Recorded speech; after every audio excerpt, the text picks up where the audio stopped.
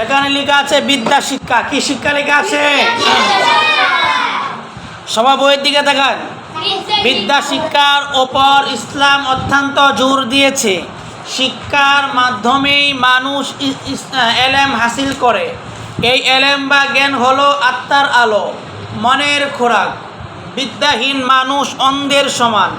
যার বিদ্যা নেই সে আল্লাহ রব্বুল আলামিনের সৃষ্টি রহস্য সম্বন্ধে কিছুই জানে না। তার কাছে গোটা সৃষ্টিজগৎ অন্ধকার।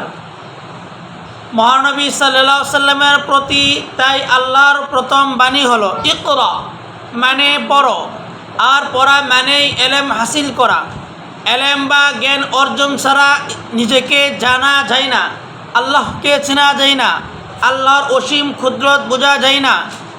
এজন্যই আল্লাহ পাক রব্বুল আলামিন মানুষকে প্রথমে বিদ্যা শিক্ষার কথা বলেছেন, মানুষকে পড়তে বলেছেন।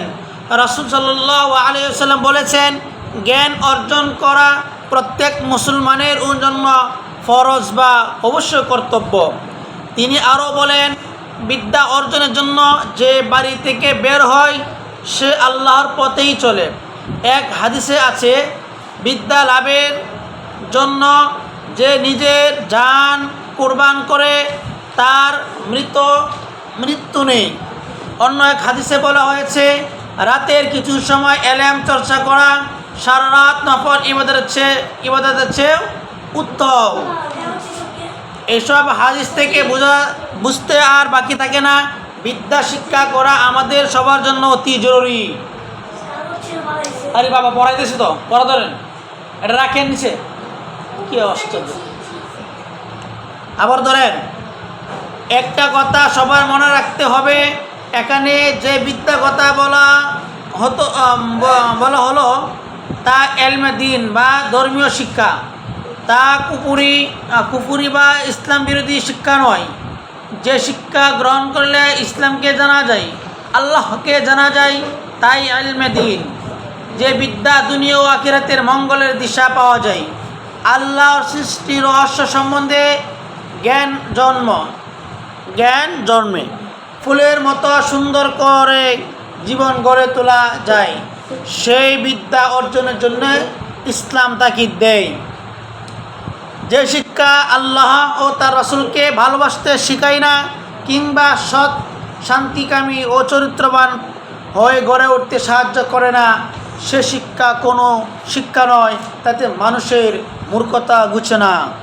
বুঝতে পেরেছেন? এখানে আমরা কি বুঝতে পারলাম? যে বিদ্যা শিখতে হবে। যে শিক্ষা, লাস্টে যে আমরা কথাটা বললাম, যে শিক্ষা শিখলে আল্লাহকে চেনা যায়, যে শিক্ষা শিক্ষিত হলে রাসূলকে চেনা যায়, যে শিক্ষা শিক্ষিত হলে মানুষের সাথে ভালো ব্যবহার করা যায়, যে শিক্ষা শিক্ষিত হলে বাবা মার সাথে ভালো ব্যবহার করা যায়, যে শিক্ষা শিক্ষিত হলে উস্তাদের সাথে ভালো ব্যবহার করা যায়, যে শিক্ষা শিক্ষিত হলে সমাজের সাথে ভালো ব্যবহার করা যায়। মোট কথা হলো খারাপ কাজ, খারাপ কথা, খারাপ চলাফেরা যাতে না করা হয়, সেই শিক্ষা কথা কি বলেছেন? আমাদের নবী বলেছেন।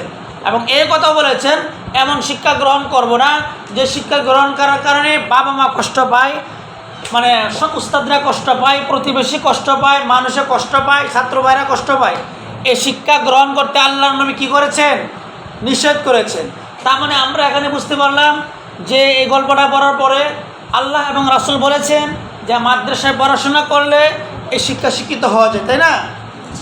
যে আমরা যে শিক্ষা শিক্ষিত হচ্ছি বা আমরা যে মাদ্রাসায় পড়তেছি, এটা কি ভালো শিক্ষা নাকি খারাপ শিক্ষা? ভালো শিক্ষা। আপনার সবাই ভালো? আপনার সবাই ভালো তো?